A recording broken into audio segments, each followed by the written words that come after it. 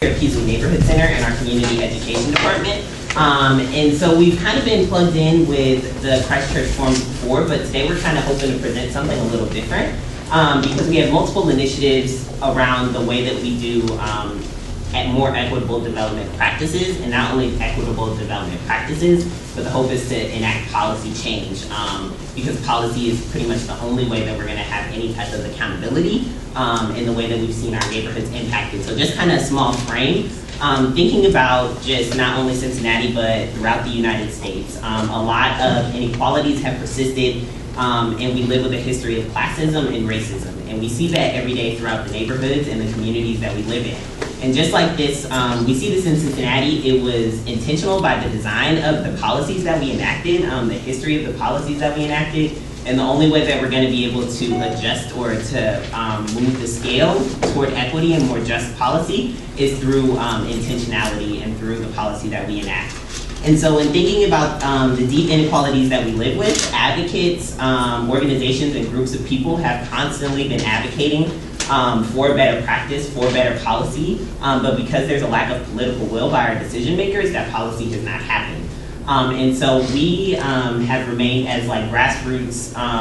community kind of organizing, maybe not always in the more formal sense, but like people who see a need within their neighborhoods, people who see a need within their communities, and people who are willing to take action when there are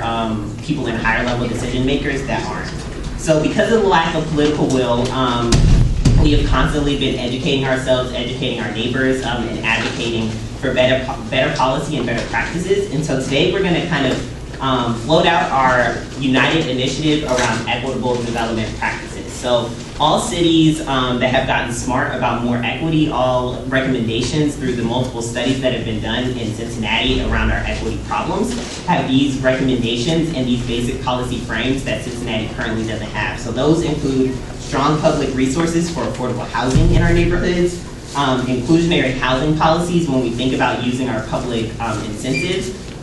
what type of benefits are we bringing to our communities in exchange for those public incentives using our for private dollars or for private projects, and then also anti-displacement legislation, so keeping our neighbors and keeping our community members in place and not removing or displacing for the sake of development through gentrification. So kind of we have a great panel here that will talk individually kind of about their initiatives, and then we'll also have a few questions just to think about how these individual initiatives are more connected and more coalesced together. So we're just going to kind of start off with like our panelists introducing themselves, introducing the organizations that they're a part of, and just giving us a brief overview of the type of work that they've been doing around equitable development.